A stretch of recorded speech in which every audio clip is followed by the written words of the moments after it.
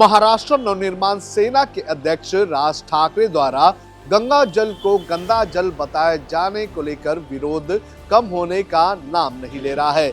जहां एक तरफ इस पूरे बयान को लेकर राज ठाकरे की सहयोगी पार्टियां उन पर हमला कर रही हैं, तो विपक्ष भी इस पूरे मामले को लेकर राज ठाकरे को घेरने का काम कर रहा है। आपको बता दें कि इस पूरे मामले पर AIMIM के नेता वारिस पठान का भी एक बयान सामने आया है और वारिस पठान ने इस पूरे मामले पर बयान देते हुए ये कहा है कि अगर यही बयान अगर वारिस पठान या कोई मुस्लिम व्यक्ति देता तो हो सकता था कि उसे इस वक्त जेल में डाल दिया गया होता और या फिर उसे देशद्रोही घोषित कर दिया गया होता। आप भी सुनिए क्या कहना है वारिस पठान का। कि मैं तो रोज आप लोग के माध्यम से सुनता हूं कि 80 करोड़ लोग चले गए महाकुंभ में, 90 करोड़ चले गए। अब किसने कैलकुलेशन किया नहीं किया अपने को तो नहीं मालूम, बहरहाल गए होंगे जाने तो। लेकिन अब सोचो ये अल्फाज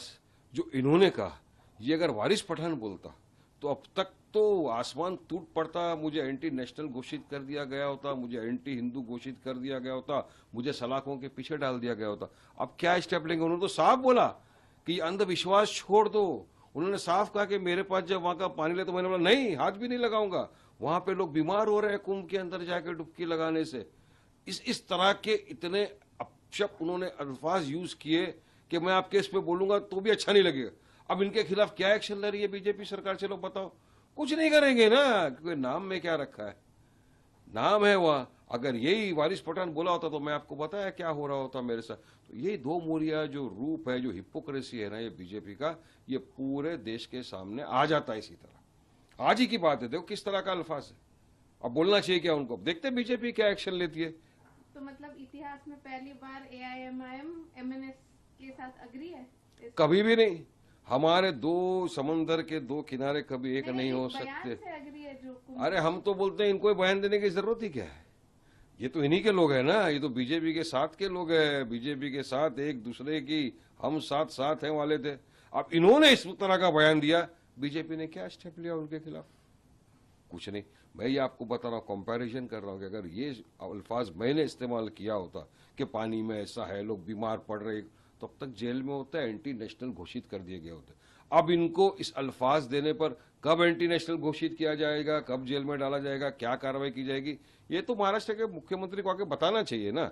खबर बाद में खोदो, पहले ये तो बताओ क्या करेंगे इनके बारे में, ये भी तो बताना है लोगों को। आपको बता दें कि राज ठाकरे ने ये जो बयान दिया था ये पुणे के चिंचवाड़ इलाके में दिया था और उस दौरान जो कार्यक्रम था वो उनकी पार्टी के 19वीं सालगिरह का था और इस मौके पर राज ठाकरे ने गंगा किस तरह से प्रदूषित हो चुकी है और किस तरह से गंगा के प्रदूषित होने की जानकारियां सामने आ रही है उसको लेकर बयान दिया था और इस बयान में उन्होंने कहा था कि गंगा जल इतना गंदा हो चुका है कि उसे पीना तो छोड़िए, हम उससे नहा भी नहीं सकते हैं। लेकिन जैसे ही राज ठाकरे का ये बयान सामने आया उसके बाद लगातार राज ठाकरे का विरोध शुरू हो गया।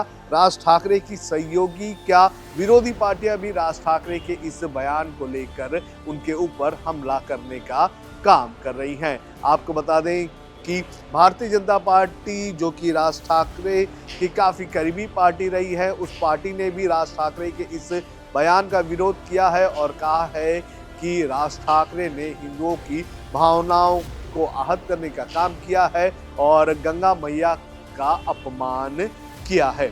वीडियो जर्नलिस्ट आदित्य के साथ सोनू कनौजिया, लोकमत हिंदी, मुंबई।